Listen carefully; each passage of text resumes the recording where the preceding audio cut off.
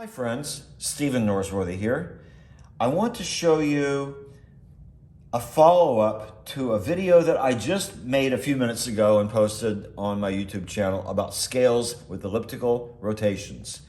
And there's a very important detail that I left out after demonstrating this to a concert pianist friend of mine. Now, here's what I discovered. So my concert pianist sits with the traditional posture, nothing wrong with that. Upper arm perpendicular to the ground, forearm parallel to the keys, wrist parallel to the arm, and a bridge with an arch going down from the bridge. And this is what the traditional pianists call the arch. Now, I asked him to consider pulling this way instead of pushing. So what he did was he played just a 5-note pattern. And what I noticed was that there's a limited range of pull that you can get at this seating position.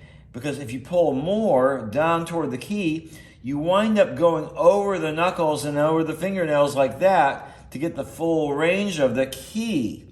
I didn't really comprehend quite the downside of the traditional normal seating position, limiting the pull in this particular description that I'm giving you. Now I understand more explicitly what the limit is to pulling in the traditional seating height position.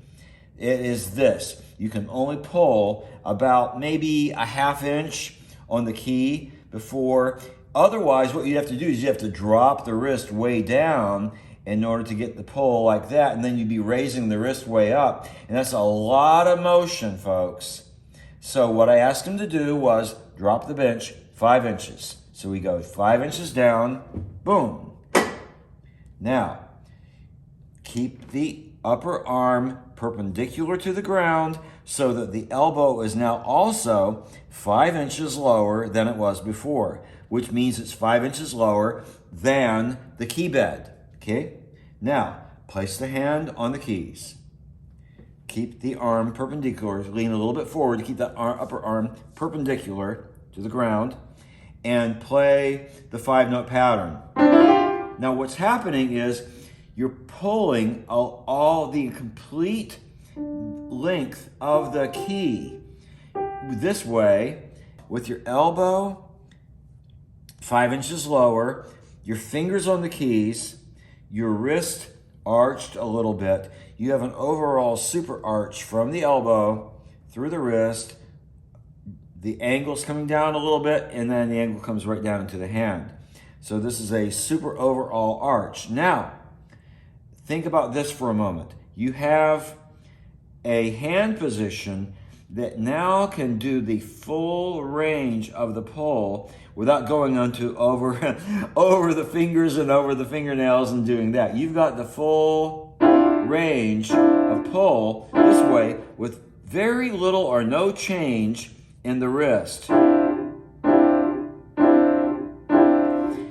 By having the full key lever range of that pull, you have more fortissimo level dynamics you can get from the surface of the key.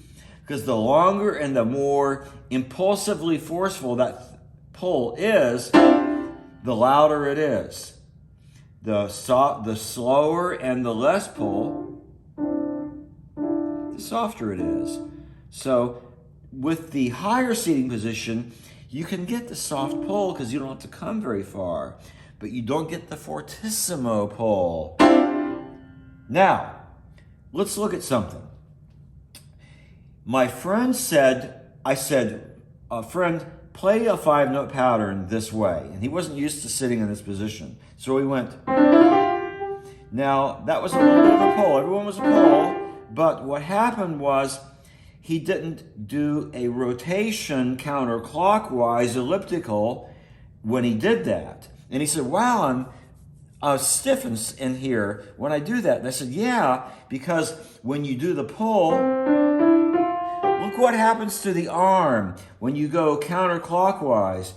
You're creating a lower ellipse curve, which forces this motion to come around like that. Similarly, if you were going descending with the right hand, you would be an upper ellipse coming down. It would be... So the elbow would be out a little bit. See what it is? Out and in, out and in, upper ellipse, out and in. And now ascending, in and out.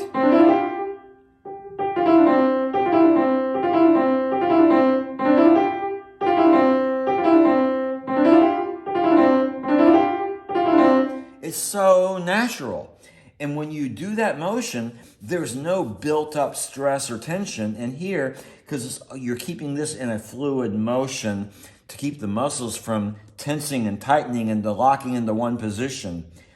And my friend then realized, yes, I see what you're doing. Now, I hadn't shown this part of the motion and the effect on the arm from the rotation in the prior video, and this is perhaps the key to the kingdom of understanding the whole principle. Thank you for watching.